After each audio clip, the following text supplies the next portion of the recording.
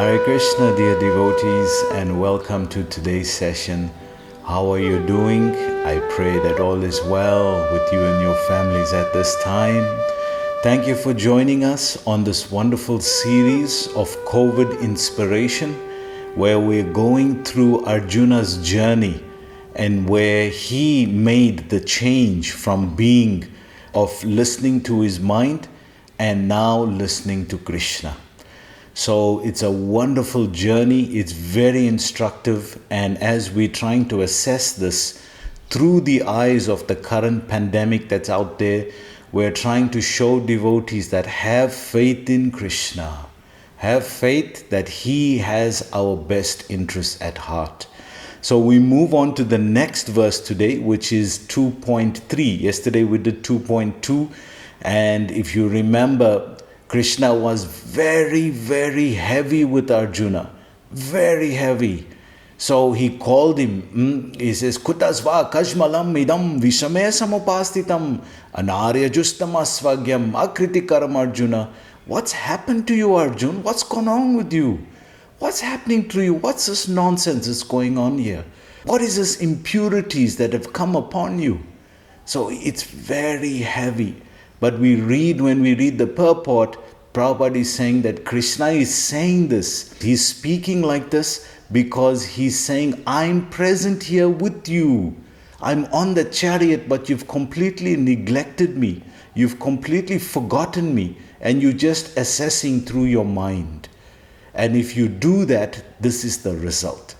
So we're learning to try to understand the pandemic, and we're trying to also understand where we are spiritually and how we can take shelter of Krishna strongly in such a difficult time. So today's verse, another beautiful verse, Klebhyamasma Ghama Partha 2.3. Klebhyamasma Ghama Partha Mai Tattvaya Upapadyate Kshudram Hridaya Durlabhyam Tyaktvatishta Parantapa. So translation, O son of Pritha, do not yield to this degrading impotence. Oh wow. So we can see Krishna is addressing Arjuna's mind here. We heard yesterday that Krishna was saying, I'm on the chariot with you, Arjuna, and yet you're not even considering me here. You're considering you're alone. So at the moment, Arjuna is completely on the bodily platform. And you can only experience fear if you're on the bodily platform. If you're not on the bodily platform, there's nothing to fear. Abhay charanar vindaye. One who is fearless at the lotus feet of the Lord. So it's very evident that the degree that you're experiencing fear, anxiety, and all these symptoms, tension, stress, is the degree that you are body conscious. Sorry, devotees. It's a stark reality. We're learning from the example of Arjuna. This is the fact. The degree that you are stressed, the degree that you're in anxiety, the degree that you are fearing, it's a stark reflection of bodily consciousness. That's why we see when Krishna starts his teachings, he first tells Arjuna, yesterday's verse we heard this, this is impure, Arjuna. This is impure. What you're doing, the way you're thinking, this is impure. So first he tells him what's the right thing that is impure. So we're learning Krishna's teaching technique, how he approaches his devotees. So first he lets you know what is the right thing, that what you're doing right now is wrong, that this is impure. Then what he does, from where you are, because you are so much on the bodily platform, he starts with the bodily platform. And what does he do today? Klebhyamasma Ghama Partha. He says, are you impotent? Are you a man? What kind of a man are you? Vedic Kshatriya? Big commander of the army, and you want to run away? You want to run like a little child? So Krishna doesn't play those games. So Krishna is not playing those games with Arjuna. He's being very strong. And we heard why. Because yesterday we heard he's addressing Arjuna's mind. He's not saying these things to hurt Arjuna. He is addressing Arjuna's mind. So when you address the mind, you got to be very strong. We know this from the 6th chapter. Chanchala hi manasa Krishna Pramada bhalavadridam tasyaham nigraham manye vayo evacha duskaram. Oh Krishna, to control the mind is so difficult. Pramada, it is mad. This mind is mad. Pramada, bhalavat, it's very strong. Bhalavat dridam, it's obstinate. So if we're going to take shelter of something like that which is uncontrolled, what is going to happen to us? And remember also Krishna, why Krishna is so strong? Because it may come across that Krishna is being insensitive. When we speak like this, we're being insensitive. No, Krishna is saying, you've forgotten I'm here with you. That's why I'm so strong with you. You've forgotten I'm present here on this chariot, and you taking the authorities of all these external features that are happening, and I'm right here with you. Just see what can happen, devotees. God can be right there with you. If your mind is switched to the external environment, you won't even see God there. And this is what's happening with us. Arjuna, he is wishing that the outside world will change for him.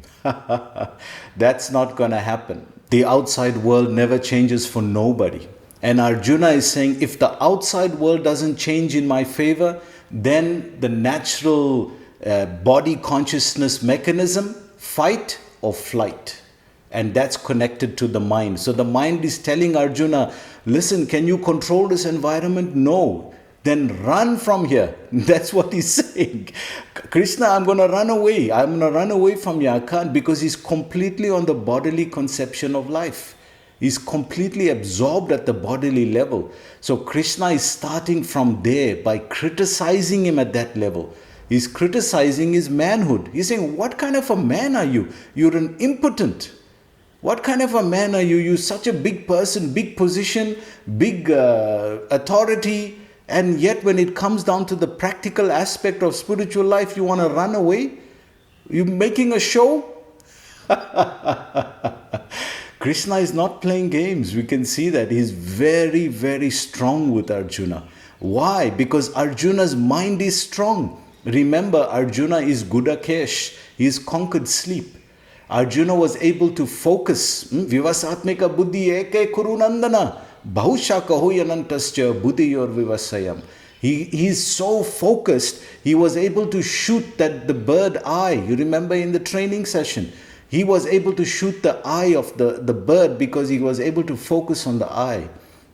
Oh, devotees, we feel so sorry for Arjuna. What is he going through? He's trying everything in his power. But he knows Krishna is not going to let him off the hook. He has to, like they say, he has to face his demons. And the most important thing is he has to learn about his mind. So Krishna is not letting go. Krishna is so adamant about this. And he's using different techniques. We're also seeing the teaching techniques of Krishna and how he goes about dealing with his devotee. So we catch it here at the translation. Let's see what it says. So translation. O son of Pritha. So immediately he establishes the great legacy, the dynasty in which Arjuna is coming. These are great personalities. So to make it relevant to our situation in assessing the pandemic, it's equivalent to saying to us, who is your Guru Maharaj? Oh, Krishna, that is so tough. You know, when you ask a devotee, who is your Guru Maharaj? You can immediately understand you're being judged, you're being assessed when somebody asks you that. So for Arjuna, this is what Krishna is saying. He's saying, you coming in this great dynasty of great personalities. Yad yad acharati shreshtas tat tat eva tarojana sa yat pramanam kurute lokastat anuvartate. That whatever great people do, common people follow. And whatever examples they set by exemplary activity, the whole world pursues. So he's saying, you coming in this line and you behaving like this? Oh, that is so hard. Oof. Krishna is, can you see? Krishna is really not letting go. He knows, this is just the second chapter. So he's trying to set Arjuna's mind right, correct right now. Why is he doing that? Because if you can't get the second chapter of Bhagavad Gita right, how are we going to get the rest of Bhagavad Gita right? When he's talking about deeper, more esoteric things, it's not going to be possible. Oh, this is so painful. But this is what Krishna expects. He gave this teaching because he expects us to follow it. Really? Are you the illustrious grand disciple of His Divine Grace, A.C. Bhaktivedanta Swami Prabhupada? And you behaving like this? Oh, that is hard. Are you the illustrious disciple of His Holiness Partha Sarati Das Goswami Maharaj? Are you the illustrious disciple of His Holiness Bhakti Chaitanya Swami Maharaj? Are you the illustrious disciple of His Holiness Bhakti Charu Swami Maharaj? Really? That is hard. Are you the illustrious disciple of His Holiness Kadamba Kanan Maharaj? Really? Are you the illustrious disciple of His Holiness Devamrita Maharaj? Are you the illustrious disciple of Indraduna Swami Maharaj, Govinda Maharaj? Oof, when you get asked those kind of questions, you know this is nothing external anymore. It's dealing with me and me alone. My character, my personality, my strength, my weaknesses. Those are being addressed strongly. So this is what Krishna is doing here. Oof. It's a hard path, isn't it? It's really, when you assess Gita like this as a preparation to understand life, it's a completely different meaning. It gives a completely different paradigm of what Bhagavad Gita is. But this is what Krishna is doing here. He expects this from us, and this is only the second chapter. He just started talking.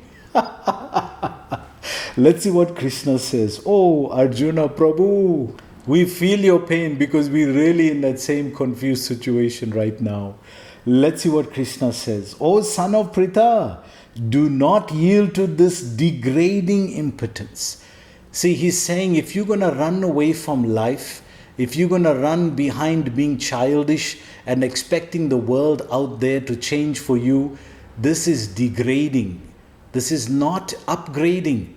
This is not a person of higher qualities of life.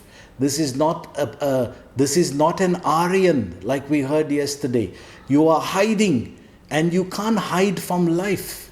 The process of life is trying to teach you how to become strong, to be resilient.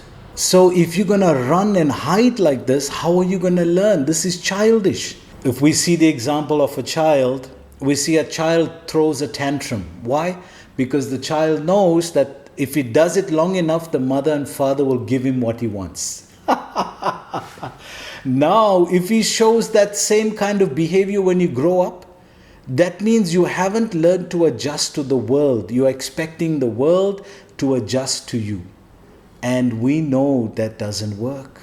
So Krishna is making sure that you understand this point and you apply this point to your life. Because without this foundation, there is no spirituality. There is no practice of anything. You're going to always be unstable. Don't you find yourself like that? Always unstable, sometimes up, sometimes down, sometimes motivated, sometimes not. Why is that? Because we're always hiding from the mind. It's a hard one to address, devotees. I know. Oh, Krishna, please be kind to us. It is the hardest part of life to address when you have to address yourself. It's easy to find the faults in others, right? Ah, yeah, that Prabhu, that Mataji. It's so easy to find it, but put it to yourself. Put it to yourself and see how difficult it is to change. This is Krishna consciousness. It's starting. This is only the beginning of the second chapter. Wow, Krishna, please be kind to us. This is so difficult. So he goes on to say, it does not become you. Give up such petty weakness of heart and arise, O chastiser of the enemy. Krishna is saying, I'm not going to let you go, Arjun. This is pettiness. This crying like this lamenting like this coming with excuses like this. This is pettiness. All this tells me is that you don't want to address your mind. You don't want to address that weakness of your mind. Now, we may feel that Krishna is being a little insensitive here, right?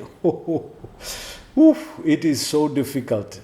But is he really being insensitive? We'll see at the end of this purport why Krishna is not insensitive. Let's see the purport, what Prabhupada is saying. If the son of a Kshatriya declines to fight, he is a Kshatriya in name only. And if the son of a Brahmana acts impiously, he is a Brahmana in name only. So if we say we are a disciple of so and so illustrious Maharaj, if we say we are a disciple, a grand disciple of A.C. Bhaktivedanta Swami, and if we're not addressing our mind and the growth of our mind and the strengthening of our mind, then we are only in name only. This is the principle of that. Prabhupada is using the example of Kshatriyas and Brahmanas, but the principle is we are only devotees in name only. When it comes down to reality and the pandemic is striking, then where is your strength now? You can't count on all the decorations. we can't count on all those things. What position I had? Oh, I'm big devotee. Oh, I'm senior devotee. Oh, I'm head pujari. Oh, I'm temple president. Oh, I'm a Sankirtan leader. You can't tell the pandemic that. You can't tell the outside world that. You got to face the reality. So how much have you developed your inner core? What is your inner strength and how have you developed that? So Krishna is saying this is what counts. This is what the teaching is supposed to change. And not change, transform. You have to transform. Change is temporary. Transformation is a complete metamorphosis. It's completely unrecognizable anymore. That's who we are, right? That's who we are. So let's see what Krishna is saying here. So purport, Prabhupada says, such Kshatriyas and Brahmanas are unworthy sons of their fathers. So if we're taking the name of our spiritual master, we are a disciple of so-and-so, we have to be very careful because there's a lot of weight behind that. Ooh, Krishna, this is so difficult, eh? This is so difficult. So Prabhupada is warning, don't do things in name only. Don't do things capriciously, whimsically, just for show. Because when we really get tested, we don't have anything to show after that. We've been showing like a peacock, decorating and dancing. And others were praising, oh, wow, so good. And now when it comes to the real test, we have nothing solid to show. Oh, this is so difficult, devotees. But what a reality check this is. Sure. This is a real reality check. Let's see what Prabhupada says here. He says here, therefore, Krishna did not want Arjuna to become an unworthy son of a Kshatriya. Therefore, he's saying, Arjuna, so that's us now. Krishna is telling us, you are initiated within ISKCON. You are learning about bhakti. You are connected to the Hare Krishna movement. You're not just another person out there. Actually, they are looking at you and saying, wow, Prabhuji, Hare Bol. You are initiated, right? You second initiated. Wow, within Hare Krishna movement. And so Maharaj is your Guru Maharaj. Wow, wonderful. And you behaving like this? I'm not initiated. I'm just an ordinary person in the outside world. And you as initiated all of these things. And you're reacting you're reacting the same way I'm reacting. So what's the difference? What did this initiation process do for you? What did the meeting such an illustrious Mahatma like your Guru Maharaj mean to you? Connecting to the Gaudiya Sampradaya, what did it do for you? Wow, these are really strong questions. But can you see what Prabhupada is alluding to in this purport? He's saying, don't do things for name only. Be real about yourself. Be real about what you want, because at the end of the day, you only cheat yourself. There's a nice saying, you can bluff some of the people some of the time. You can't bluff everybody all the time. You can't. You got to be real with yourself, because when a test like this comes, you can't put any pretense on. It's the real thing or not. Wow, Krishna, this is so difficult, isn't it, devotees? Whew. Let's see what Prabhupada gives us some hope here. Arjuna was the most intimate friend of Krishna. Now you see why Krishna is expecting this standard, because he's the most intimate friend. Ishvara sarva bhutanam riddhe Arjuna tishtati. Arjuna, I'm situated in your heart. Bhokta jagya tapasyanam sarvaloka maheshwaram surita sarvabhutanam gyatva mam shantir michyati. I am Bhokta, the supreme enjoyer, sarvaloka maheshwar. I am the supreme controller of all the planets. But surita sarvabhutanam, I am your well-wishing friend. Surit. It's not bandhu, it's not mitra, it's surita. Rita means heart. So surita, I'm your closest friend. So that is why Krishna is expecting this standard from Arjuna. He's saying, because you're representing me. Otherwise, all the public are going to laugh at Krishna. Oh, Krishna, you just bluffed these people. You made them get initiated. You made them chant 16 rounds. You made them follow the principles. But in their action, they're non-different from me. I'm just ordinary man. You see how tragic that will be? Even the people outside is expecting a certain standard from the Hare Krishna people. They'll say, what did the Hare Krishna people say? How are the Hare Krishna people responding? Because they expect a higher quality of life from us. They expect a higher quality of response from us, isn't it? Wow, devotees. I'm so sorry, but this is such an eye-opener. This is really opening our eyes to see where are we situated. Krishna is there to help. Let's see what Prabhupada says. So he says again, Arjuna was the most intimate friend of Krishna, and Krishna was directly guiding him on the chariot. You see why? Krishna is saying, because I'm here with you. The reason you're feeling like this, the reason you're responding like this is because you're forgetting me being right here with you. Krishna is saying here, see what he's saying here. Because Krishna was directly guiding him on the chariot. Krishna is directly there. As soon as we forget him, the whole power of the material world comes over us and we become deluded, illusioned. But Krishna is saying, if you remember, I'm here with you, I'm guiding you, I'm here with you, then you become empowered. You feel strong. You feel you're insurmountable. You can do anything. You see? Do you see where the weak point is? We're forgetting Krishna in all of this. That's why this pandemic has become so powerful to us. Psychologically, it's completely overwhelmed us. Just like Arjuna had his moment on the battlefield. Let's see what Prabhupada says here. But in spite of all these credits, you see how many things Arjuna had going for him.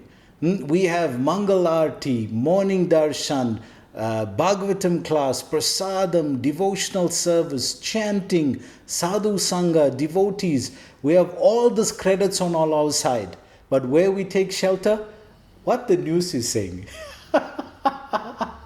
What that auntie said there, third door neighbor, what they said, what that auntie said there, what that uncle from there next door said, what my friend is saying, what is the news saying? Oh, news time now, we must see as if the news is the absolute truth.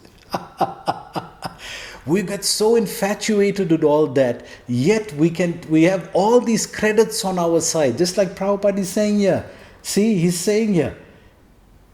But in spite of all these credits, you see, we have all these things to our credit, but we're not taking strength from that. We're taking shelter in the Prakriti, not in the Daiving Prakriti Ashrita, yesterday's verse. So let's see what Prabhupada says here.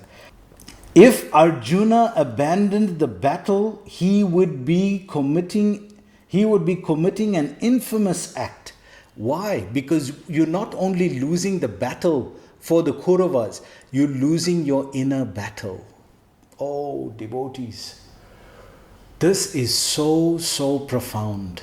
The battle is your inner battle. The strength is your inner strength. If you lose the opportunity, then you're losing the inner war. Can you see what Prabhupada is saying here? See what he says here. If Arjuna abandoned the battle, he would be committing an infamous act. Why? Because you just defeated and cheated yourself. And each time you do that, you strengthen the mind. The mind says, ha ha ha. You see, I knocked you over again. And I knocked you over again. And I knocked you over 1,000 times. And this is the 1,000,001 time that I knocked you over. It just becomes stronger and stronger and stronger. But Krishna is saying, do not fear. Ma suchaha. I'm here with you. The problem is you forgetting that I'm here with you. Let's see what Prabhupada says here. Therefore, Krishna said that such an attitude in Arjuna did not fit his personality. You see, it's a mental adjustment. It's your attitude. Therefore, in Nectar of Instruction, it says that Krishna consciousness is based on the mental attitude of the practitioner. What is your attitude? Are you taking shelter of Krishna and then trying to address the world? Or are you taking shelter of your mind and strengthening those faculties? Very tough, isn't it, devotees? What a reality check in life.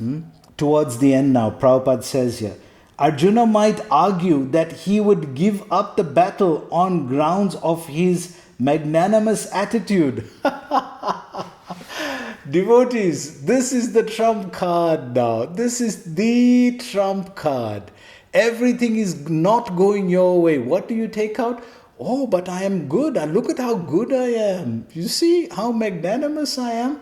I'm caring for all those who came out to fight here. If I had to kill them, what will happen? See what a good person I am? Therefore, I don't want to address my mind. You see?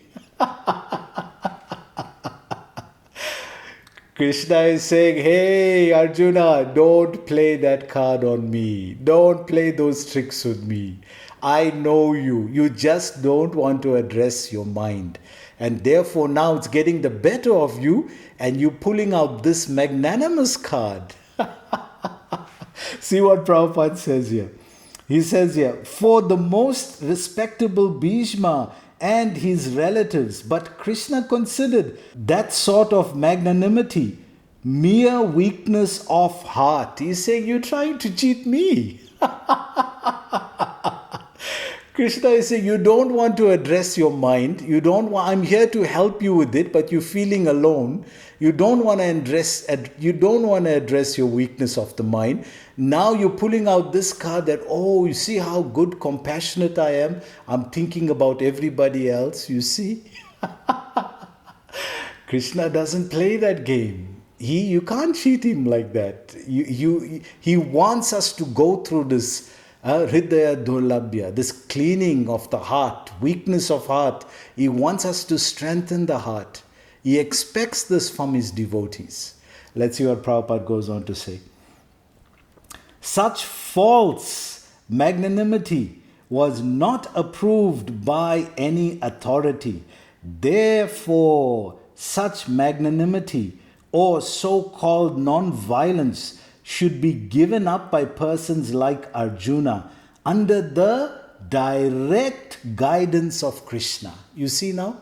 Krishna is saying, you are under my direct guidance and you don't have faith in me. You are my devotee. You took guidance within my institution. You took initiation from my pure devotee. You're following in the parampara line. I'm directly guiding you and you don't have any confidence in me. Oh, devotees, this is such an eye-awakener, right? You just can see Krishna looking at us and just smiling and say, you think I'm stupid? We're trying all our tricks to avoid this, but Krishna is saying, no way, Jose, no way. I want you, you have to go through this training. Otherwise, how are you going to understand the rest of the Bhagavad Gita? Therefore, very early on, Krishna stresses this point. Why? Prabhupada says here at the end, because he is under the direct guidance of Krishna. Krishna is directly there. We've just forgotten him. As difficult as this is, this also has such a sweet ending because we are under Krishna's guidance, as Prabhupada had ended this purport. So what a powerful way, what an eye-opener.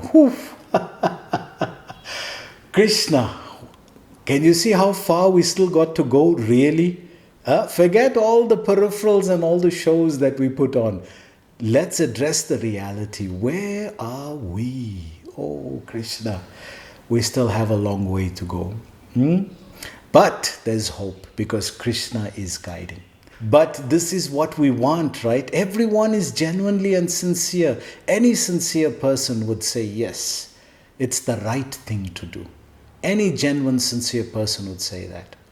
So we'll end there for today. Please, if there's any way I can personally help you, my details are as follows. Hare Krishna.